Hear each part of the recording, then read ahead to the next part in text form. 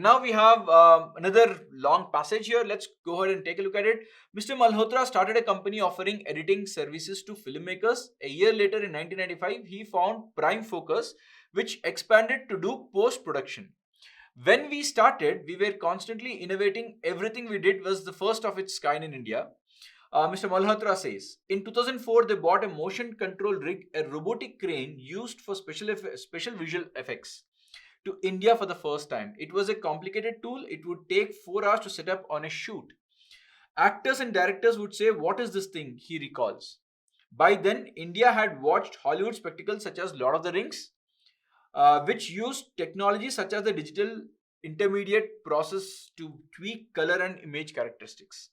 We were able to replicate that, he says. So they were able to bring technology which could replicate the kind of visuals you could see in the Lord of the Rings trilogy. I'm sure many of you would have seen that. But as Prime Focus grew overseas, Mr. Malhotra says he found that Indian filmmakers were slow to adapt to the changes it offered. So Prime Focus grew overseas. What does it mean? It means the company which is able to bring this technology to India had better opportunities overseas, outside the country. But within the country, they found it difficult to grow, or he found that Indian filmmakers were slow to adapt. So they were not adapting to this new technology. So let's go ahead and look at the question. Which of the following is a valid assumption based on the passage? Indian filmmakers are inherently hidebound and traditional. Nothing about tradition is being mentioned about here. Traditional could be about a story base, could be about the way in which a hero and heroine should be depicted, anything. But here we are just talking about the technology part. So this is very, very broad. I cannot say this is the answer.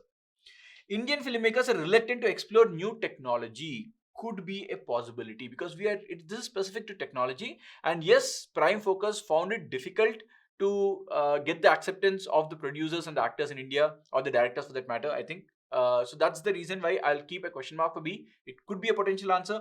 C, Prime Focus was ahead of its time as compared to the market, but it's not an assumption. In India, it is a fact. It's been mentioned to us that in India, these were one of the pioneers getting those kind of technology into India. So this is not an assumption, because remember, when you're dealing with an assumption, it should not be a fact already mentioned. It should be something which is implicit. So C is incorrect. Indian filmmakers want to make films the same way and do not welcome change. This has also not been mentioned. They do not welcome change. It's not that they want to do the things the same way, right? So nowhere it has been mentioned. It's just, again, this is very, very, when you say same way with respect to what? Is it technology? That's an assumption, because this same way could be anything. But the passage clearly talks about technology. Indian filmmakers could have experimented with new storylines. It could be possible. Nothing we don't know anything about it. So this is very broad. Hence, it is rejected. Indian filmmakers could suffer heavily due to their reliance on traditional camera setups. Again, this is beyond the discussion for us. It's nowhere has it been discussed that if Indian filmmakers don't adapt, they are going to go down the drain. Nothing like that. So this is also gone. So while we are unsure or kind of sure but not 100% about B, because we eliminated everything else, B has to be the correct answer.